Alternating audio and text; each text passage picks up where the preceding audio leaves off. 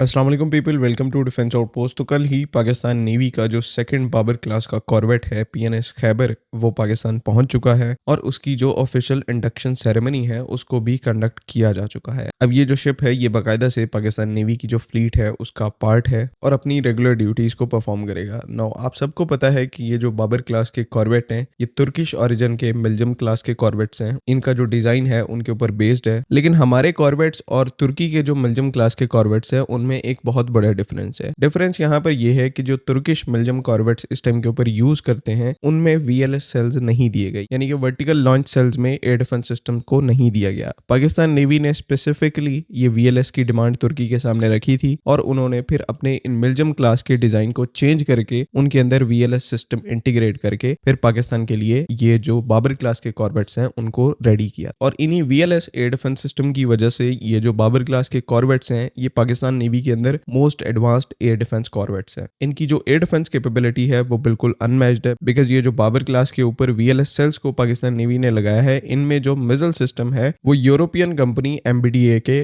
Cam ER missile system है, जिसकी जो एब्रीविएशन है वो common anti air modular missile है। लेकिन इन मिसाइल्स को शॉर्ट में कैम कहा जाता है और इनका कुछ ही टाइम पहले एमबीडीए की तरफ से एक जो मोस्ट एडवांस्ड और एक्सटेंडेड रेंज वेरिएंट बनाया है जिसे इस टाइम के ऊपर कैम ईआर कहा जाता है। और इसी रिलेटिवली न्यू और एक्सटेंडेड रेंज के वेरिएंट को पाकिस्तान नेवी ने सेलेक्ट करके बाबर क्लास की जो अपनी शिप्स हैं उनके ऊपर इंटीग्रेट करना स्टार्ट कर दिया गया था। और इंपॉर्टेंट बात यहाँ पर यह है कि एमबीडीए की तरफ से इसकी जो सेल है उसको भी पाकिस्तान को अप्रूव किया गया था, यानी कि इस टाइम के ऊपर ये जो कैम ईआर है ये यूरोप का one of the most advanced air defence system है जिसको पाकिस्तान के लिए अप्रूव किया गया है। इससे पहले जो हम एक European air defence system use करते थे वो स्पाडा 2000 था, जिसको पाकिस्तान एयरफोर्स ने 2000s के एरा में प्रोक्योर किया था। तब यूरोप की तरफ से वो भी एयर डिफेंस सिस्टम जो है वो हमें अप्रूव किया गया था। उसके बाद एक ऐसा टाइम आया जहां पर यूरोप की तरफ से अपने जो एयर डिफेंस सिस्टम है उनको पाकिस्तान को ऑफर नहीं किया जा रहा था, जिसकी वजह से पाकिस्तान को यहाँ पर चाइनीज एयर डिफेंस सिस्टम्स की तरफ अपना रुख करना पड़ा, उनको सिलेक्ट करके अपनी सर्विस में शामिल करना पड़ा, जो कि वक्त के साथ साथ चाइनीज एयर डिफेंस सिस्टम भी बेहतर होते गए। लेकिन आपको पता है कि यूरोपियंस के जो एयर डिफेंस सिस्टम्स हैं वो स्पेशली उसी प्रेफरेंस के ऊपर बने हैं जिस प्रेफरेंस की इस टाइम के ऊपर हमें जरूरत है, because constantly over the history Europeans को जो सबसे बड़ा थ्रेट रहा है वो पहले सोवियत यूनियन से रहा है और उसके टूटने के बाद फिर अब रशिया से उनको सबसे बड़ा थ्रेट है। तो उनके जो एयर डिफेंस सिस्टम्स हैं वो रशियन मिसाइल सिस्टम को और सोवियत मिसाइल सिस्टम्स के हिसाब से उन्होंने कन्फिगर करके बनाए थे। और आजकल के जो most modern European air defence systems हैं जिस तरह से कैम ईआर है ये स्पेशली डिजाइन किए गए हैं ताकि ये रशिया के जो सुपरसोनिक क्रूज मिसाइल्स हैं और इवन हाइपरसोनिक मिसाइल्स हैं उनके अगेंस्ट में काफी ज्यादा इफेक्टिव हो। यही वजह है कि इस टाइम के ऊपर यूक्रेन रशिया वॉर में भी यूक्रेन जो है वो यूरोपियन एयर डिफेंस सिस्टम को सबसे ज्यादा प्रेफर करता है, इवन दो उनके पास अमेरिकन एयर डिफेंस सिस्टम्स भी हैं पेट्रियट जैसे। लेकिन रशिया के जो हाई स्पीड सुपरसोनिक मिसाइल्स हैं जिनका जो डीएनए है, कोर डीएनए, वो इंडियन मिसाइल्स के अंदर भी है, उनके अगेंस्ट में ये यूरोपियन एयर डिफेंस सिस्टम जो है वो सबसे ज्यादा इफेक्टिव है। कैम ईआर जो कि पाकिस्तान नेवी इस टाइम के ऊपर अपनी सर्विस में इंडक्ट कर चुकी है, तो वो मोस्ट मॉडर्न आजकल के जो एरियल थ्रेट्स हैं उनको न्यूट्रलाइज कर सकता है, जिसमें हाई स्पीड फाइटर एयरक्राफ्ट है, अटैक हेलीकॉप्टर्स हैं, सुपरसोनिक क्रूज मिसाइल्स हैं, उसके बाद सी स्कीमिंग एंटी शिप मिसाइल्स हैं। उसके अलावा बाकी जो प्रिसिजन गाइडेड म्यूनिशंस हैं उनको उनके टर्मिनल फेज में हाईली इफेक्टिव तरीके से ये जो मिसाइल सिस्टम है टारगेट करके न्यूट्रलाइज कर सकता है। और मोस्ट इंपॉर्टेंट बात यहाँ पर यह है कि जितने भी ओवर द कोर्स इसके ट्रायल एंड टेस्टिंग का फेज हुआ है इस कैम ईआर मिसाइल का, चाहे वो यूके ने कंडक्ट किया हो, इटली की तरफ से कंडक्ट किया हो, इन सारे टेस्ट के अंदर 100% सक्सेस रेट जो है उसको अचीव किया गया है। 95-98% भी नहीं बल्कि 100% जो सक्सेस रेट है कैम ईआर के साथ वो इटली ने भी अचीव किया और यूके ने भी अचीव किया। चाहे 2019 के अंदर होने वाले high altitude trial and testing phase हो, उसके बाद 2021 में जो एक high speed manoeuvring target intercept test हुआ था जिसे इटालियन एयरफोर्स ने कंडक्ट किया था, तो इन सब में जैसे पहले बताया कि 100% सक्सेस रेट जो है वो इस मिसाइल सिस्टम के साथ कैम ईआर के साथ देखने को मिला था। तो इस चीज में कोई डाउट नहीं है यहाँ पर कि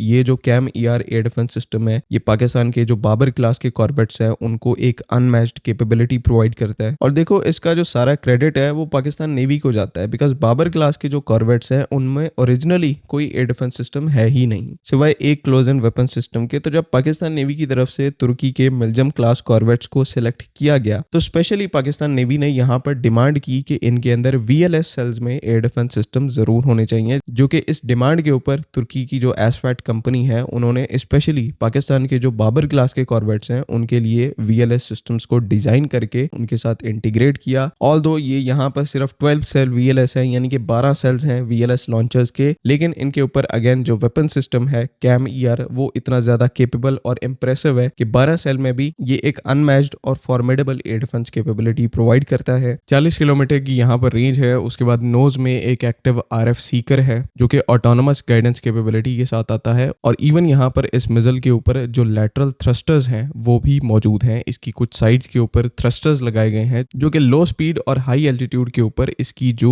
ओवरऑल परफॉर्मेंस है उसको काफी ज्यादा इनहेंस करते हैं, क्योंकि हाई जी मनूवर्स को परफॉर्म कर सकता है, एक्सेप्शनल मनूवरिंग कैपेबिलिटी है साइड माउंटेड थ्रस्टर्स की वजह से। तो कोई भी जो हाई स्पीड मिसाइल सिस्टम है वो अपने टर्मिनल फेज में जिस तरह के भी मनूवर्स को परफॉर्म करने की कोशिश करता है तो उनके अगेंस्ट में ये जो कैम ईआर है ये हाईली इफेक्टिव है। तो बहुत सीरियस कैपेबिलिटी है हमारे बाबर क्लास के कॉर्वेट्स के लिए। और इवन बाबर क्लास के जो कॉर्वेट्स हैं उनके ऊपर अभी जो हमारे smash ship launch ballistic missile है उसका इंटीग्रेशन होना है, बिकॉज ये जो कॉर्वेट्स हैं ये वो वेपन सिस्टम भी कैरी कर पाएंगे और अच्छे खासे नंबर में कैरी कर पाएंगे, जो कि बाबर क्लास के कॉर्वेट्स को दुनिया के one of the most heavily armed corvettes बना देंगे। मतलब इस कॉर्वेट के लेवल के एयर डिफेंस सिस्टम्स और एंटी शिप मिसाइल जो हैं वो दुनिया में काफी कम कॉर्वेट्स के पास कैपेबिलिटी है। तो just at the end credit goes to Pakistan navy के, उन्होंने केयरफुली क्राफ्ट करके केयरफुली थिंक करके अपने जो सिस्टम्स हैं उनको सर्विस में शामिल किया है, और डेफिनेटली ये कल को आपको बैटलफील्ड के ऊपर एक एडवांटेज जरूर देंगी। आई होप कि तमाम चीजें यहाँ पर क्लियर हैं। अगली वीडियो तक के लिए अल्लाह हाफिज़।